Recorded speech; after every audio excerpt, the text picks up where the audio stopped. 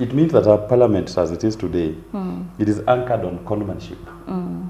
You went and conned the voters to vote for you as a member of Azimio or Kenya Kwanza. Yeah. You get into office, you are now a Kenya Kwanza person.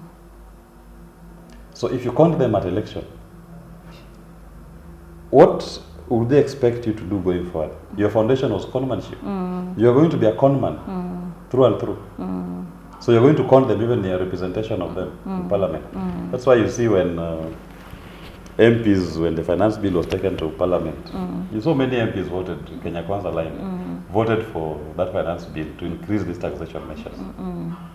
Then, 1 month down the line, the same MPs are in funerals crying about the cost of living. You're crying for who? You're a conman. When you are voting for the finance bill, what are you thinking? Huyo ndio mgombea mwanza wangu. Na yule ambaye mimi nataka kutoa kwa kiti ni Rigathi Gachagua. Na hata ukiuliza wa Kenya vile naongea, vile nazungumza, na vile nakaa, kati yangu na Rigathi Gachagua ni nani? Ukiangalia hata sura ako na sura ya makamu wa rais. Na wa Kenya kwa jukumu moja wamesema Piki Ponki, sura naye ni sura ya depa. Wewe ndio makamu wa rais. Ati sura ya nini? Sura ya depa. Deputy President. Wow. Wewe ndio makamu wa rais. I like that. Jamhuri tukufu la Kenya. Asante. Amesema ni sura ya nani? Sura ya depa. Yeah. Naibu.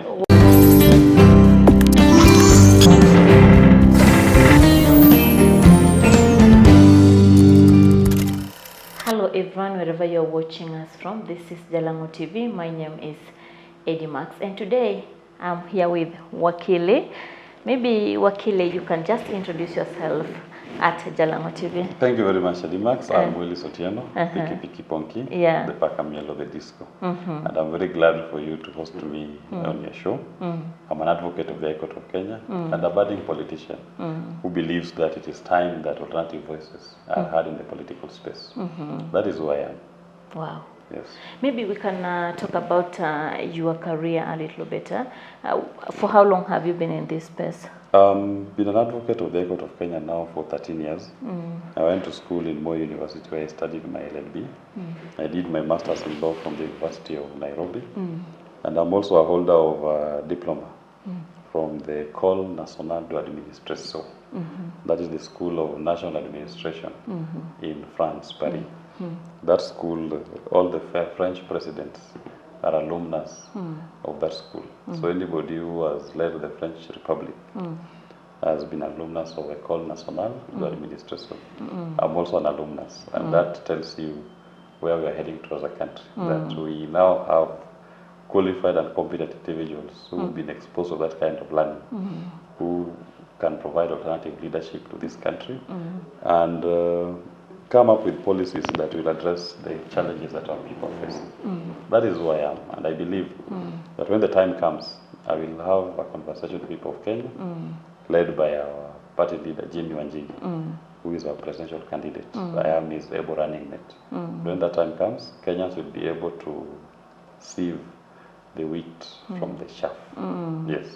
You came to fame during the 2022 presidential petition, and we saw you stood with the Azimio, Baba Raila Odinga.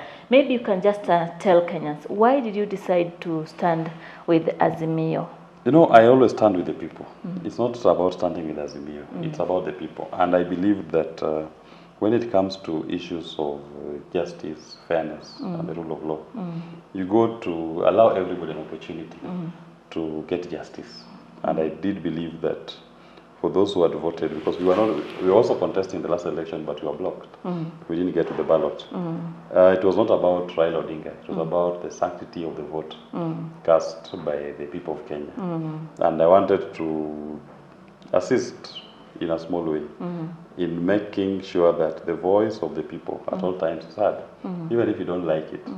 And it is imperative that the courts give people an opportunity to ventilate all grievances that come out of an elections process.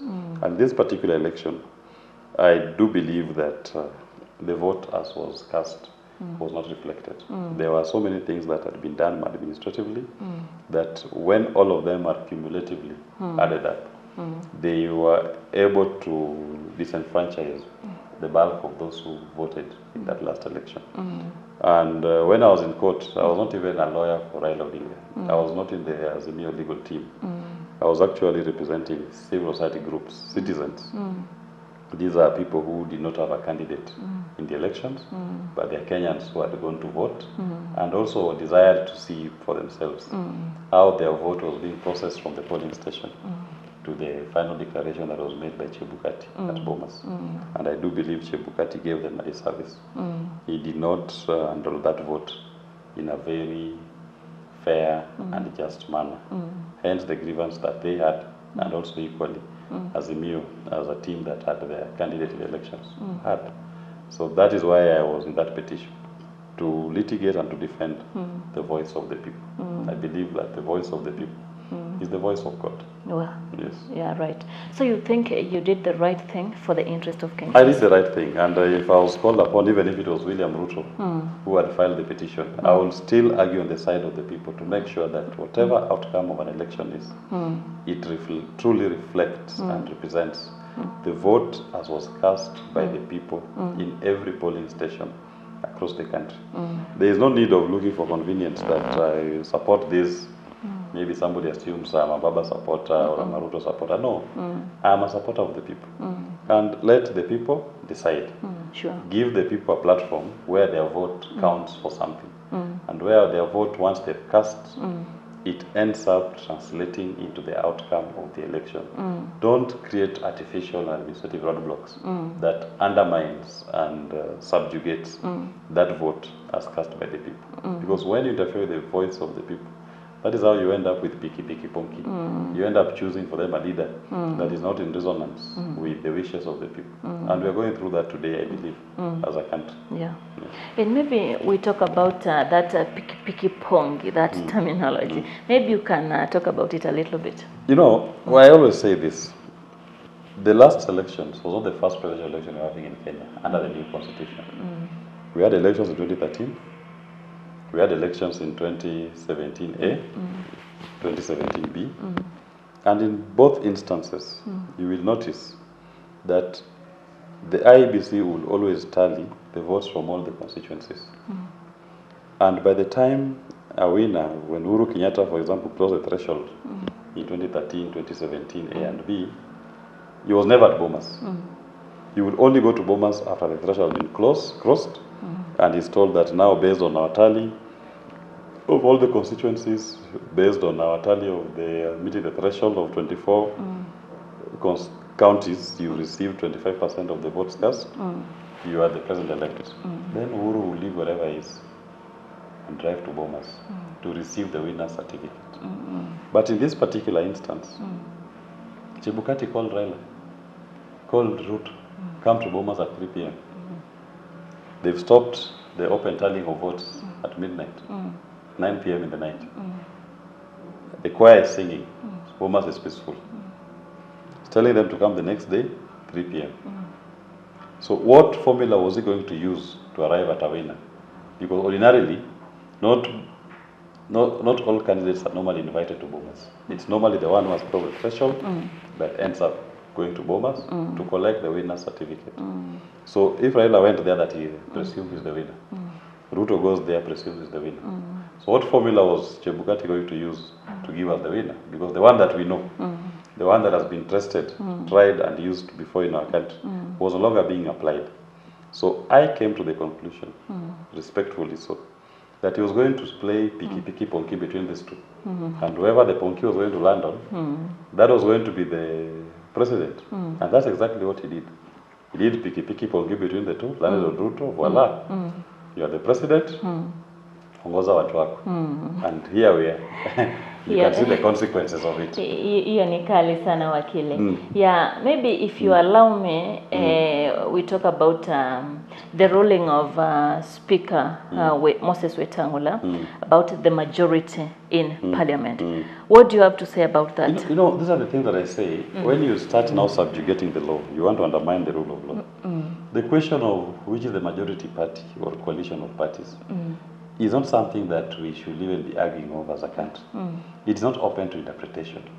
it should be a very straightforward matter. That after the election was conducted, you just take the total tally of, okay, which coalition did you belong to? I belong to coalition A. You, coalition B. How many members of parliament have been elected under coalition A? Do the total. How many under coalition B? Do the total. And the one that has more numbers is the majority party. So also with this particular instance, we know who are in Azimio, and we know who are in Kenya Kwanza. Anybody can do the tally. You don't need a rocket scientist or even a lawyer to interpret for you that summation. We can all do the math ourselves. The constituencies are known, they are 290. We know how many people, which parties were in Azimio, which parties were in Kenya Kwanza, how many members were elected in Kenya Kwanza, how many were elected in Azimio. Do the total. The ones in Azimio, we are sorry, you lost the presidency, but you got majority. Stay in your majority party, coalition. Those of you in Kenya Kwanza, you won the presidency, but in numbers, your minority, stay in your minority party. And that should be common sense. But it seems sometimes common sense is not common to everybody in this country. That is why now there's that argument, which is the majority party, which is the minority party. Because somebody wants to undermine the process. Of course, the fact that some members of parliament have crossed from their sponsoring coalitions to join Kenya Kwanza does not legally mean that Azimio has lost its majority status in the assembly. You can still belong or support or vote with Kenya Kwanza in the parliament. But your sponsoring party, to the extent that it is still part of Azimio, you stay there. Otherwise, we will never make sense of parliamentary democracy if we encourage this kind of misbehavior. Because this is almost like hallotism. Somebody can be in Azimio today, tomorrow is in Kenya Kwanza today, tomorrow is Azimio. We don't understand what informs you. Once you go to parliament, you can vote the way you want. But in terms of your sponsoring coalition or party, it remains the one by which you went into the election. Because remember, it is in that coalition's back that you campaigned, and you sold its policies and manifesto, and you got elected, presumably. So if you want to change, then just go back to the people, ask for fresh election, resign, and tell them now, I don't believe in the things I said in the last election. I've now acquired new policies. I'm now born again. I've seen the light. I'm now Saul to Damascus. I'm becoming Paul. Then you join that party, go to the people, let them vote for you. If you win, join that new coalition with confidence, with strong belief in your new political path. But if you start conning Kenyans, because it means that our parliament, as it is today, it is anchored on conmanship. You went and conned the voters to vote for you as a member of Azimio or Kenya Kwanza. You get into office, you are now a Kenya Kwanza person. So if you conned them at election, what would they expect you to do going forward? Your foundation was conmanship. You are going to be a conman through and through. So you're going to con them even in your representation of them in parliament. That's why you see when MPs, when the finance bill was taken to parliament, you saw many MPs voted, Kenya Kwanza line, voted for that finance bill to increase these taxation measures. Then, 1 month down the line, the same MPs are in funerals crying about the cost of living. You're crying for who? You're a conman. When you are voting for the finance bill, what are you thinking? It was going to affect and impact on the economic outlook of the country, right? And the quality of life Kenyans are going to live. So, our 13th parliament, and I've said this before and I mean it, it's a caste parliament. It's a parliament founded on conmanship. And nothing good will come out of that parliament. And the sooner the people of Kenya realize that, the better. And we just say, those are wasted years, miaka zetu zimekulwa na nzige. Wakili, why are these cases of high-profile cases, in most cases, are dropped? Most Kenyans ask why. Prosecution, because there's an element of, I believe, political interference, where somebody maybe feel because now we're in power, now we should not be called to account. Because by the time a case is presented to court, there ought to have been thorough investigations that at face value, what lawyers call prima facie, there's enough evidence to support the continuation of criminal charges. But you see, when Kenya Kwanza came, you saw so many of those cases being dropped. So it only begs one thing. Either, at the point of filing the cases, they were politically motivated. Sure. Or, after Kenya Kwanza coming to power, if there was enough evidence, those cases were being dropped because of political interests. So it is politics, and politics is the bane of this nation. Because we elect people who don't believe in our constitution. They don't believe in the rule of law as Kenyans hope. No, Kenyans, when they voted for their constitution, they had committed themselves that we need to be governed and be led in a particular set of way. Rule of law being the most supreme. But you are now seeing political interest and expedience taking center stage. That today I have committed murder, I'm charged in court, tomorrow I'm in the right political coalition, I'm released. Or I have embezzled public funds, I'm in the right political coalition, I'm released. Or somebody is charged because he's in the wrong political coalition, not because there's any evidence against him. So we are using our justice system to settle political scores. And progressively, when you start doing that, you are eroding confidence on people in the institutions. Start having a very weakened judiciary, a weakened DCI. And ultimately, when institutions don't function, even the state itself will be at risk of its continuation. Yes. Yeah, sure. And Wakili, what should Kenyans do when, for example, a president says, I will defile court orders? You know, that's a very dangerous statement that Ruto made. It is not something that you expect of a president to openly show that he will not abide by the rule of law. I'll say, even if a court makes a decision you don't like, but just for the sake of sanity in the country, just obey it, because they are the ultimate arbiters in any dispute. So if a court makes a decision that don't deploy policemen to Haiti, don't levy or charge housing levy, you cannot defy the court and say, I will ignore the court, I will disobey that court order, I will continue and send policemen to Haiti, I will still continue collecting the housing levy. What stops somebody else to say, even me, because the president has set the tempo, I will also disobey court orders. If all of us in our numbers decided to disobey court orders, what country will you have? It's a recipe for anarchy. And Kenya Kwanza needs to be told, in no uncertain terms, that path is a path that those who've taken it before, it has not ended well. Because you are now creating a very fertile ground for mass uprising, for people to start ignoring institutions of government that they've set up in their constitution, for people to say, it is now everybody for himself, God for us all. And people will resort to resolve their differences, their disputes, using machetes and guns.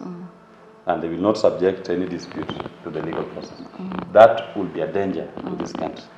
And if everybody were to pursue that route that William Ruto wants to pursue, I assure you, this country will not even last 1 week. So it is onerous upon him to reflect, inflect, and recall his words, and go back to live within the confines of our constitution. He should not be a dictator. It cannot work in this republic. You cannot be a dictator and you're elected. You only become a dictator if you got power through the gun. Then you use the gun to perpetuate yourself in office. But if you've assumed office by virtue of an electoral democratic process, then you must live by the dictates of democracy. And the rule of law is one key component of that. Let us talk about the current state of the economy as we wind up. What do you have to say about that? Let me tell you. The Kenyan economy has collapsed. To begin with, look at the exchange rate. In fact, these are what we call some of the signs, telltale signs that people should always look out for. Look at the exchange rate. When Kenya Kwanza came to power, the shilling to a dollar was exchanging at 123 Kenya shillings to $1. Now it is exchanging at 164, the official rate, to $1. But if you go to the bank will sell to you at 167, 168 to the dollar. By the end of March, I believe, we'll have hit 175. By August, if everything remaining constant, the shilling will be trading at 200 Kenya shillings to $1. What that means is this. It means that the quality of life that you're enjoying today will keep deteriorating every day. The price of goods and services will keep going up. And yet, you don't have an administration that seems to be alive or attuned to this economic collapse that is going on. And their response is to raise tax, charges and levies. But you must ask yourselves, the people you are raising tax and levies to, where are they earning from? We don't have enough opportunities that you can say we are engaging in this kind of production or productivity that is giving our people an opportunity to earn a decent wage. So production in this country is dwindling by the day. We are becoming an import-oriented country. We are importing more than we are producing. And we are now susceptible to a very weakened currency. So the quality of our lives, the cost of living, the economic outlook is going to continue being bleak. The country is tilting to total collapse.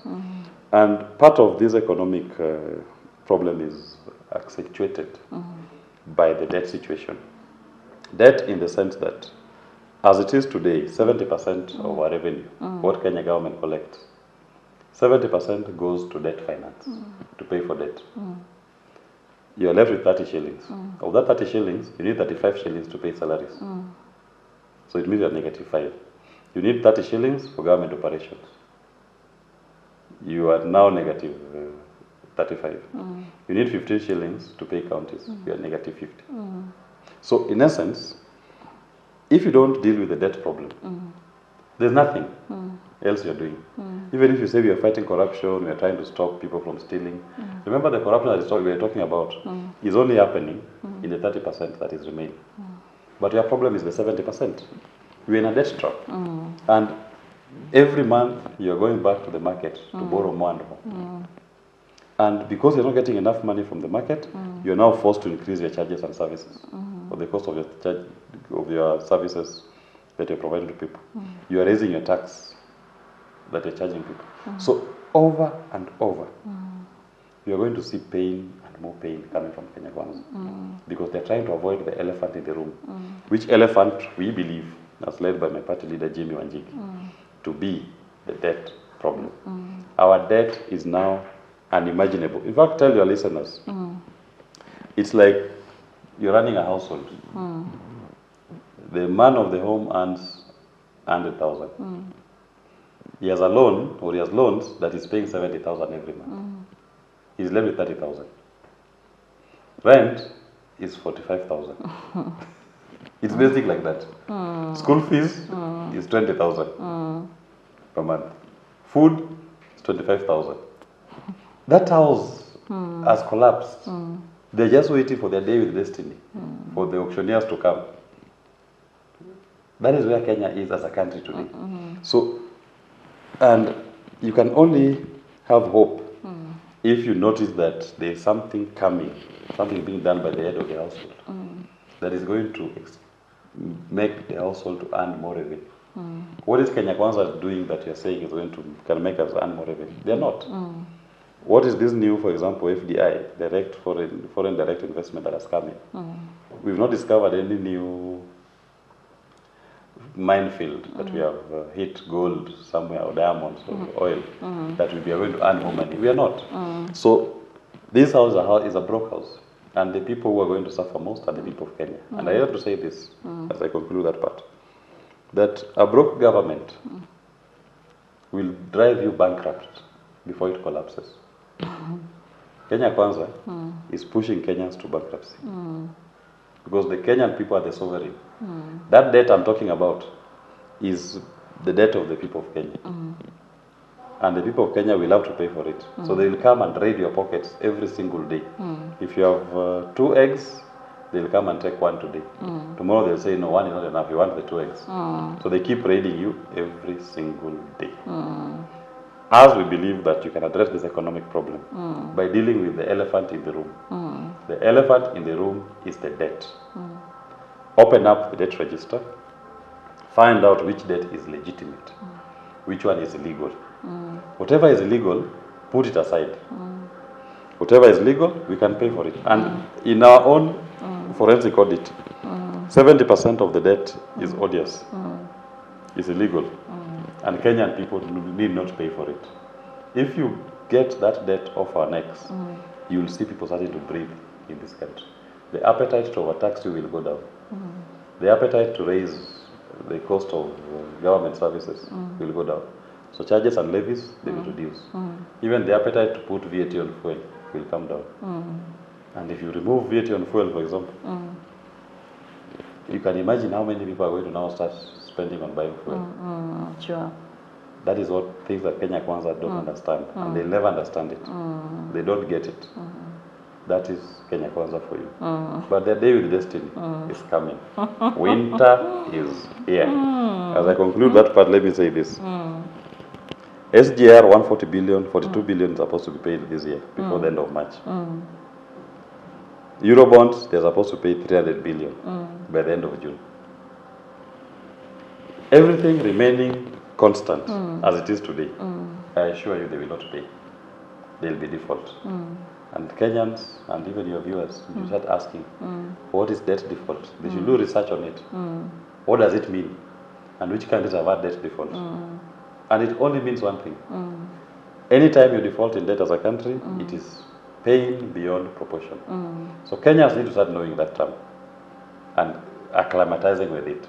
So that we watch, if these people try to default on repaying the debt, what kind of pain is going to come? And we now demand of them, we must open our debt register and find out which debt is legitimate. Yes. Sure. And Wakili, we saw you recently, you are supplying bicycles for students. Yes. Maybe you can just talk about that in a minute as we wrap up this interview. You know what I do, the little that I make in my law firm, I always believe that of what value is it to me if I keep it or I hold it. I share to those who have not been fortunate enough, and the demands are overwhelming. I cannot even meet a half or even a quarter of the demands that we receive. So I chose bicycles for one simple reason. The reason is that in day secondary schools in the village, because you find that most students are not able to pay school fees, afford school fees.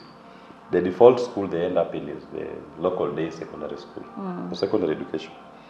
And some of those kids, when you go down to the villages, you'll find that someone is walking almost 5 kilometers to school. Some of them, they have to go to school, leave school at 5. They go and go back home to do household chores. You have to go and collect water. You have to go and look for firewood to prepare a meal for the family in the evening. Now, the trek from school to home, a kid is spending 1 or 2 hours walking. Now, I decided that for those that I can reach, I'll give you a bicycle so that I reduce the journey from school to home. You're able to get to school in time, concentrate on your studies. In the evening when you're going home, a journey of 1 hour is reduced to 20 So where minutes. did you start from, supplying the bicycle? No, I just do it across the country. Okay. Just based on requests, demands, and what we can raise. Because I'm also supported by some friends who decide and who have seen the impact that these bikes to school is having. So some are you friends looking even, for needy students? No, I'm not looking. In fact, the bicycles are donated to schools, not to individuals. Oh, okay. Because the concept is, when that student finishes school, that bicycle will remain with the school to support the next generation of students who are going through similar challenges. So it is a property of the school, not of the student. Because if you give the student, he will live with it. Then next year, you'll have to buy another one. So we are saying, pass it down, hand it down. So whatever you use it this year. If you are finished Form 4, hand it down to the next student who needs it more. And it's across the country. These are challenges that are faced by all Kenyans irrespective of tribe. So it's not even for someone to say that, oh, you voted for Kenya Kwanza, you voted for Azimio, now you are suffering. No. Our problems knows no political boundaries. Our challenges know no tribe. We are all Kenyans, we are all human beings. That is what we believe in, that when somebody is suffering, his suffering or his challenges do not know his political affiliation or his tribe. And if you can impact on his life to reduce his challenges, do it. Don't hold yourself back and say, I'll only give it to a Safina member, or I'll only give it to a Azimio member or a Kenya Kwanza. No. Because all we want is to create an empowered generation of Kenyans who are able to access school. Because I believe that education is an equalizer. I am sitting here today with you purely because of education. If I didn't walk into a classroom, I will be a very successful herdsman in a labor, taking care of my father's cows. But because I went to school, I can talk English here and discuss issues of national importance. Right? So if it worked for me, I believe also for another child, another Kenyan. And even that one, once they've seen how impactful education is to them, they'll impact it to the next generation, the next neighbor. So we pass it, we hand it down to every generation. We are our brother's keepers. That's what I believe in. So that was meant to assist those who could go. We also did something called the Learn Orient Challenge. This was just a dance challenge that we are trying to help those who are not receiving CDF, again across the country. And whatever little we have, we're targeting again day secondary school.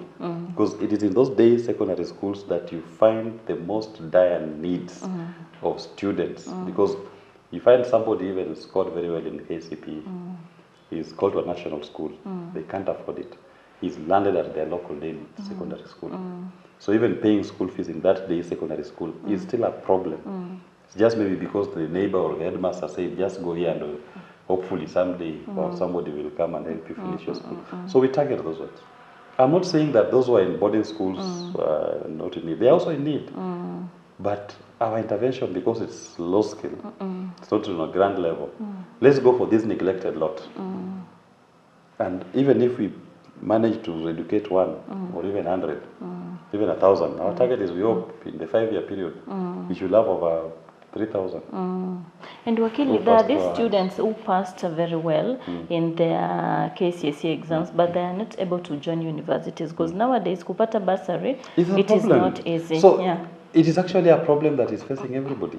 In fact, I hope, once we're done with the secondary school, if you have any more support coming from some friends, even our own resource, we'll try to see how some people can get, some of the dire cases at universities can also conclude. Because at least at the university level, you are now at the tail end of self-actualization. Because once you get the qualification, what else can stand between you and your self-actualization? It's just a matter of time, and you get it. And I always urge my friends, even my clients, that just pass the baton to somebody else. Sometimes just sacrifice even your meal for a day. So maybe you're going to spend 2,000 shillings, 5,000 shillings for lunch. That 5,000 shillings can be a kid's one-term school fees. Just say today or for 3 days in a week, I'm not having lunch. You send it to 3 students, they've paid their school fees for a term. You've impacted on people's lives in a way that you may not even tell. Sure. Just by missing your lunch. But the impact on somebody's life, because they're now able to go to school, and with that 5,000 per term, they're able to get a meal in school. And that was just one meal for me sitting here. For somebody else, it gave them a meal for 3 months, lunch. It guaranteed them a seat on the table in class to attend their education. Hopefully, they conclude and they are able to participate in the economic development and growth of this nation. That is what we believe in. Team Piki Piki Ponki is a team about we are our brothers, keepers. Yes. Wow, that is so great. Wakili, as you wind up, your last words to Kenyans. My last words to Kenyans is ama watarajie nini? Mimi na Wakenya wangoje, siku itafika. Ipo siku nitajitokeza na niulize Wakenya tuanze gumzo ya kubadilisha hii nchi. Na mimi nimesema hapo awali kwamba mimi siku ikifika nitajibwaga katika hii siasa. Na mimi nawania kiti moja tu. Naibu wa rais. Na mwenye na simama naye ni Jimmy Wanjigi. Huyo ndio mgombea mwanza wangu. Na yule ambaye mimi nataka kutoa kwa kiti ni Rigathi Gachagua.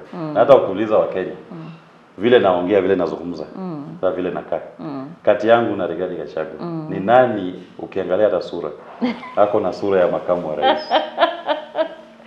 Na Wakenya kwa jukumu moja wamesema Pikipiki Ponki, sura naye ni sura ya DEPA. Wewe ndio makamu wa rais. Ati sura ya nini? Sura ya DEPA.